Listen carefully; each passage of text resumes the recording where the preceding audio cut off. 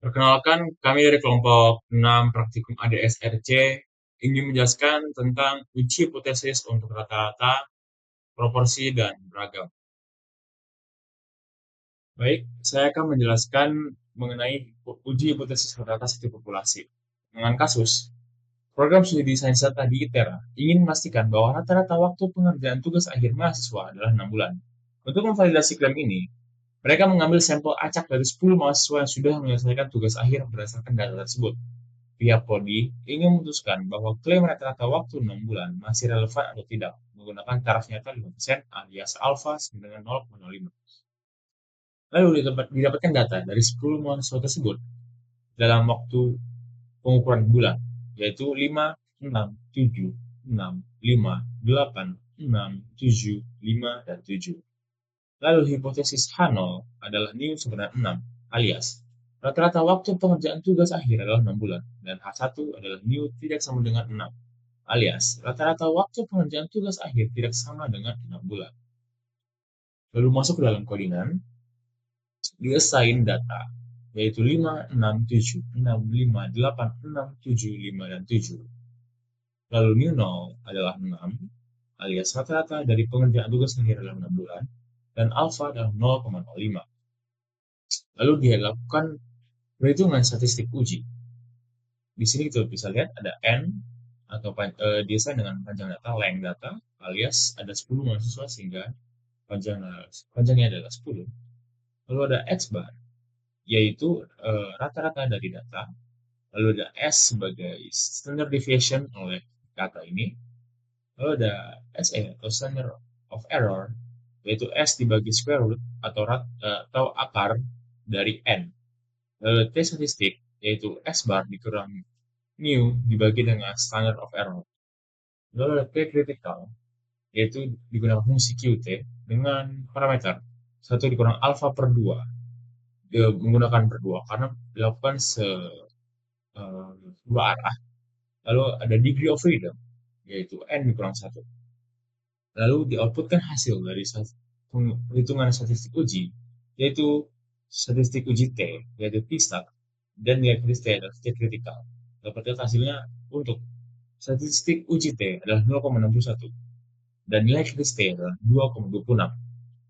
Lalu, diambil keputusan jika absolut atau mutlak T-stat lebih besar daripada T critical, maka diputuskan untuk tolak H0, alias ada cukup bukti bahwa rata-rata waktu pengerjaan tugas akhir tidak sama dengan 6 bulan. Else, gagal tolak H0. Kira-kira cukup bukti untuk menolak H0 alias rata-rata waktu pengerjaan tugas akhir adalah 6 bulan. Lalu, output yang didapat dari perhitungan di atas adalah gagal tolak H0 alias tidak ada cukup bukti untuk menolak H0 alias rata-rata waktu pengerjaan tugas akhir adalah 6 bulan. Lalu ada p-value. P-value adalah 2 dikali 1 dikurang PT absolut dari T-stat dan degree of freedom adalah N dikurang 1. Lalu output dari p-value adalah 0,55. Lanjut, untuk uji hipotesis rata-rata dua populasi, digunakan kasus. Program studi sains data di ITERA ingin membandingkan rata-rata nilai akhir antara mahasiswa yang mengikuti program pengayaan dan mahasiswa yang tidak mengikuti program tersebut. Program ini dirancang untuk meningkatkan pemahaman dan hasil belajar mahasiswa. Didapatkan data bahwa rata-rata nilai akhir mahasiswa yang mengikuti program pengayaan adalah 88. Rata-rata nilai akhir mahasiswa yang tidak mengikuti program pengayaan adalah 82. SD atau standard deviation mahasiswa yang mengikuti program adalah 4.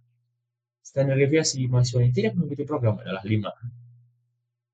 Lalu, ukuran sampel mahasiswa yang mengikuti program adalah 30. Dan ukuran sampel mahasiswa yang tidak mengikuti program adalah 30 juga. Hipotesis H0. mu1 lebih kecil sama dengan mu2. Tahu, rata-rata nilai mahasiswa yang mengikuti program pengayaan tidak lebih tinggi daripada yang tidak mengikuti. H1. mu1 lebih besar daripada mu2. Rata-rata nilai mahasiswa yang mengikuti program pengayaan lebih tinggi daripada yang tidak mengikuti. Lalu, pada kodinan A, kita lakukan assign lagi untuk mean dari yang melakukan pengayaan 88. Lalu mean yang tidak mengikuti pengayaan adalah 22. Sigma dari yang mengikuti pengayaan adalah 4. Sigma yang tanpa mengikuti pengayaan adalah 5. N1 adalah 30, N2 adalah 30. N1 tadi adalah banyak yang nilai mahasiswa, jumlah sampel mahasiswa yang mengikuti, dan N2 adalah sampel mahasiswa yang tidak mengikuti. Lalu ternyatanya atau alfanya adalah 0,5. Lalu dilakukan perhitungan z-stat, yaitu mean pengayaan dikurang mean tanpa pengayaan dibagi square root atau akar dari sigma pengayaan kuadrat per N1 ditambah sigma tanpa pengayaan kuadrat per N2. Lalu dihitung nilai kritis Z. Z kritikal adalah Q norm 1 dikurang alpha. Karena ini adalah satu arah. Kalau yang tadi dia alpha per 2 karena dua arah. Lalu ditampilkan hasil dari statistik uji Z, yaitu Z-stat, dan nilai kritis Z, yaitu Z kritikal. Dapatkan hasil untuk statistik uji Z adalah 5,13 dan nilai kritis Z adalah 1,64. Lalu dilakukan pengambilan keputusan jika Z-stat lebih besar dari Z kritikal, maka tolak Hanel, atau ada cukup bukti bahwa rata-rata nilai mahasiswa yang mengikuti program pengayaan lebih tinggi dari yang tidak mengikuti. Else, lainnya, gagal tolak Hanel, alias tidak ada cukup bukti untuk menyatakan rata-rata nilai mahasiswa yang mengikuti program pengayaan lebih tinggi. Lalu dilakukan perhitungan p-value, yaitu 1 dikurang p-norm Z-stat, dan ditampilkan hasil. Dari keputusan yang diambil adalah tolak Hanel, ada cukup bukti bahwa rata-rata nilai mahasiswa yang mengikuti program pengayaan lebih tinggi dari yang tidak mengikuti. Lalu p-value-nya adalah 1,43. Sekian dari saya untuk penjelasan mengenai hipotesis.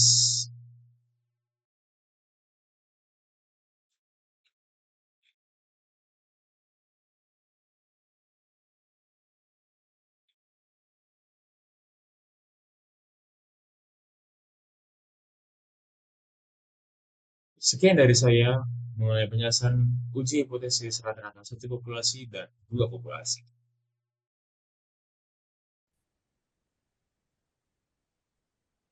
Oke, selamat sore semuanya. Perkenalkan nama saya Ahmad Rizky dari Blog Studi Sains Data Angkatan 23 dengan NIM 123450050. Pada kesempatan kali ini saya akan menjelaskan tentang uji hipotesis proporsi, yaitu satu populasi dan dua populasi. Sebelum masuk ke contoh soal yang saya buat ini, saya akan menjelaskan apa itu uji hipotesis tersendiri dan apa itu uji hipotesis proporsi. Uji hipotesis itu adalah kita menguji penalaran kita, pendugaan kita, apakah diterima dari segi nilai kritisnya, ataukah ditolak dari segi nilai kritisnya. Nah, nilai kritis sendiri itu range nilai atau jangkauan nilai di mana hipotesis kita tuh akan diterima atau ditolak. Lalu masuk ke bagian uji hipotesis proporsi. Uji hipotesis proporsi itu lebih cenderung ke membuktikan apakah proporsi yang ditebak ataupun diandaikan itu bernilai benar ataukah tidak. Dan kalau misal dua populasi, apakah ada signifikansi antara proporsi populasi satu dengan proporsi populasi yang lainnya. Itu dia. Terus masuk ke bagian contoh soal. Di sini untuk soal uji hipotesis proporsi satu populasi ada sebuah restoran mengklaim bahwa 70% pelanggannya merasa puas dengan kualitas makanan yang disajikan. Untuk menguji klaim tersebut, diambil sampel acak dari 150 pelanggan dan ditemukan bahwa 90 orang menyatakan puas. Lakukan uji hipotesis dengan tingkat signifikansi alfa 0,05 untuk mengetahui apakah proporsi pelanggan yang puas benar-benar 70%. Nah, di sini dari soal kita bisa menyimpulkan bahwasannya hipotesis awal kita atau hipotesis nol kita atau H0 kita itu adalah restoran mengklaim bahwa 70% pelanggannya merasa puas dengan kualitas makanan yang disajikan. Yang artinya untuk hipotesis satunya ataupun hipotesis efek adanya hipotesis nol itu kita tidak membuktikan bahwasanya ini enggak 70%. Lalu masuk ke bagian pengkodingan. Di sini kita mendefinisikan dulu N sebagai ukuran sampel itu 150, X sebagai jumlah pelanggan yang akan puas sebanyak 90, Lalu ini ada rumus proporsi P underscore head, yaitu X dibagi N, atau jumlah pelanggan yang ditekan puas dibagi dengan ukuran sampel. Habis itu kita menghitung uji statistik Z, kita menghitung juga nilai kritis untuk uji dua arahnya, lalu kita juga menghitung p-value-nya. Setelah itu kita akan menampilkan hasilnya melalui ini sintaks cut kategori statistik uji Z, lalu ada Z value dan lain sebagainya. Kita juga akan menampilkan nilai kritis Z, kita juga akan menampilkan p-value. Lalu untuk keputusan uji hipotesisnya itu seperti ini. Kalau misal nilai dari uji statistik Z itu lebih besar dibandingkan nilai kritis Z, maka yang keluar adalah tolak hipotesis 0, H0. Yang artinya ada cukup bukti bahwa proporsi tidak sama dengan 0,70. Atau bisa dibilang klaim restoran itu bohong. Lalu kalau misal ternyata Z value itu lebih kecil daripada Z critical, maka kita gagal menolak hipotesis nol, yang artinya tidak ada cukup bukti untuk eh, tidak ada cukup bukti bahwa proporsi tidak sama dengan 0,70, yang artinya eh, si restoran ini bohong untuk klaim awalnya. Berarti yang awal tadi itu benar dia. Salah saya, maaf. Nah, yang kayak kita lihat di sini nih, yaitu tolak hipotesis nol, yang artinya ada cukup bukti bahwa proporsi tidak sama dengan 0,70. Hmm, kayaknya saya salah di sini. Harusnya tolak hipotesis. Hmm,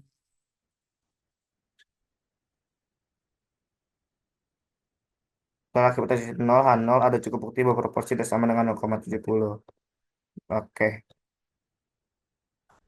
kayaknya udah sih. Anjir, pelik banget. Diterima sih kayak gitu, Cok.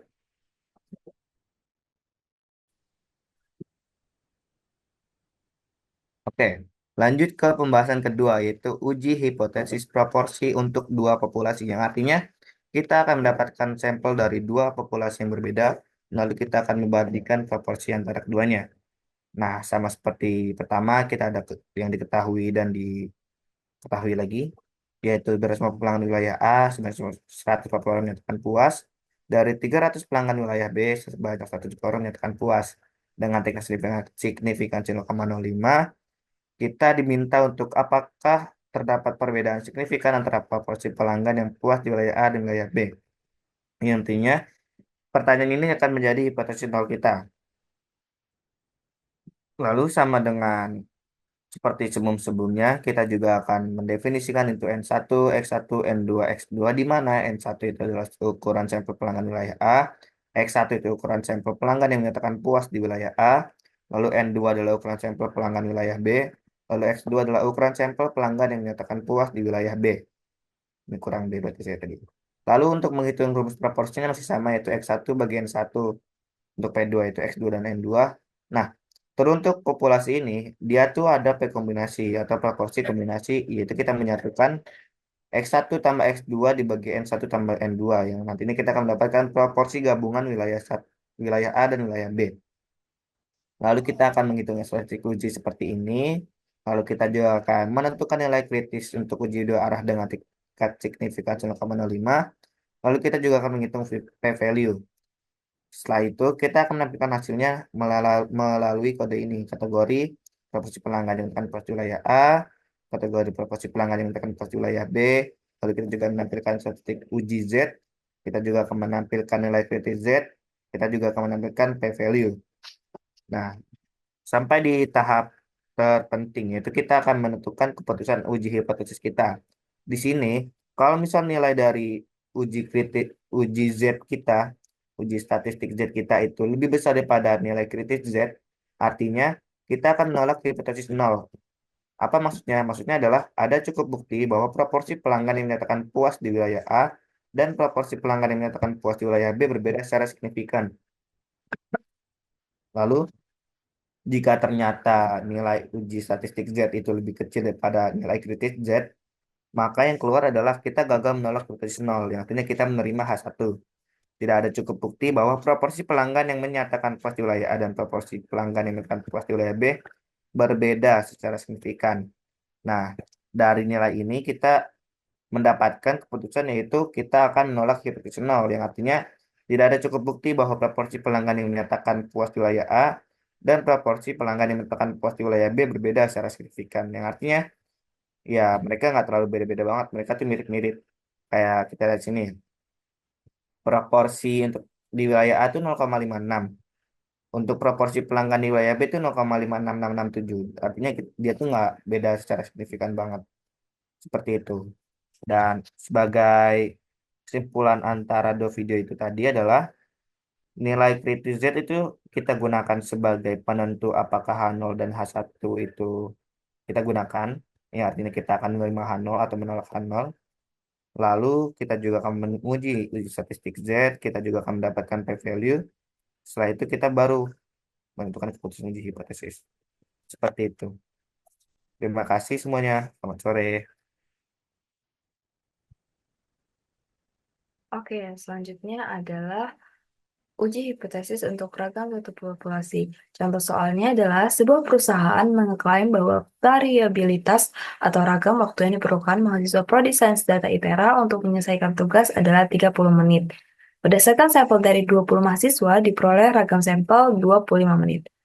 Penjabaran studi kasus. Dalam studi kasus ini, kita dapat melihat nilai dari H0-nya adalah H0 sama dengan 30 kuadrat. Dan untuk H1 atau HA adalah tidak sama dengan 30 kuadrat. Dalam studi kasus ini ada uji dua arah, uji statistik menggunakan uji chi-square. Hipotesisnya adalah H0 sama dengan 30, yaitu ragam waktu penyelesaian adalah 30 menit, dan H1 tidak sama dengan 30, yaitu ragam waktu penyelesaian bukan 30 menit. Berikut adalah source code-nya. Pertama-tama, kita membuat parameter dari ukuran sampel, seragam sampel, ragam yang diklaim, dan tingkat signifikasi. Setelah itu kita menghitung statistik uji chi-square dengan rumus sebagai berikut. Selanjutnya, kita menghitung nilai kritis, yaitu dengan rumus sebagai berikut. Setelah itu, ketika dijalankan, kode source code berikut adalah hasilnya seperti ini.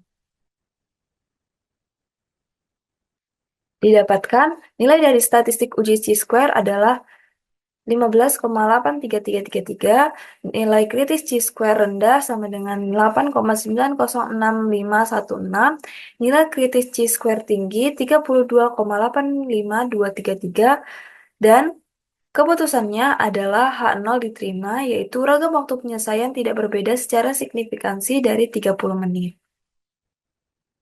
Selanjutnya akan dilanjutkan oleh teman saya.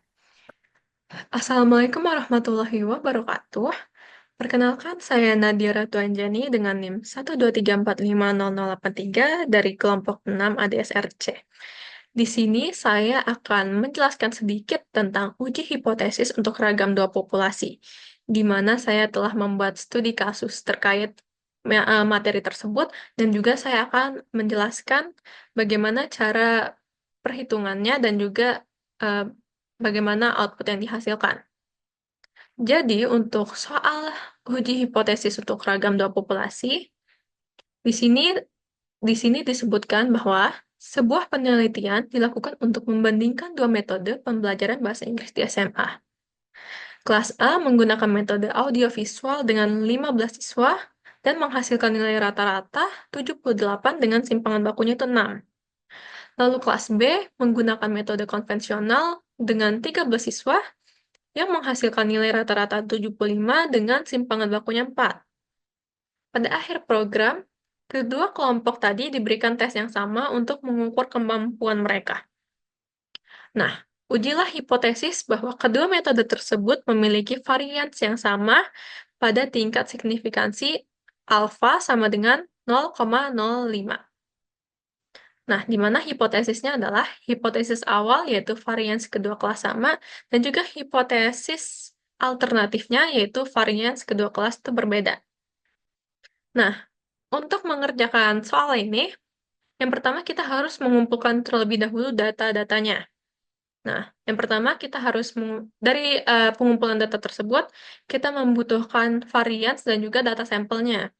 Jadi untuk varians yang pertama, kita menggunakan S1 underscore SQ yang mana variansnya 36, maka kita masukkan di sini 36, dan juga varians keduanya yaitu menggunakan rumus S2 underscore SQ, di mana varians keduanya ini 16, maka kita masukkan 16 di sini.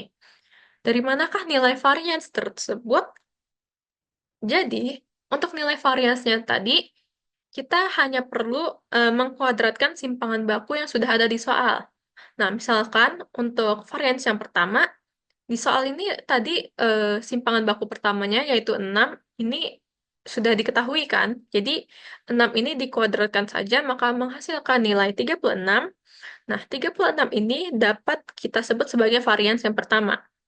Lalu untuk varians kedua, kita ketahui bahwa di soal terdapat simpangan baku bernilai 4, di mana nilai 4 ini kita kuadratkan dan akan menghasilkan nilai 16, di mana 16 ini kita sebut sebagai varians kedua. Lalu untuk data sampelnya, yang pertama kita punya 15 dan juga 13, sesuai dengan yang ada di soal. Oke, lanjut. Kita perlu untuk menghitung statistik uji F, di mana perhitungan statistik uji ini akan sangat berpengaruh pada pengambilan keputusan uji hipotesis nantinya. Yang pertama, kita dapat menghitung statistik ujinya tadi menggunakan rumus F underscore value.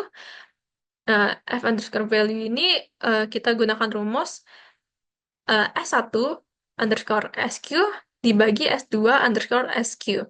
Di mana artinya F value ini hanya perlu membagi antara varians pertama dibagi varians kedua. Lalu kita dapat menghitung tingkat signifikansinya, di mana alfanya sudah diketahui, yaitu 0,05. Lalu lanjut, kita menghitung derajat kebebasannya menggunakan rumus N1 dikurang 1. Lalu untuk derajat kebebasan kedua, kita menggunakan rumus N2 dikurang 1. Di mana DF ini adalah degree of freedom, alias bahasa Inggris dari derajat kebebasan.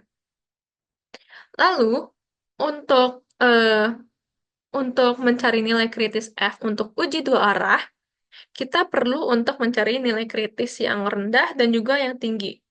Untuk nilai kritis yang rendah, digunakan rumus QF alpha per 2, df1, df2.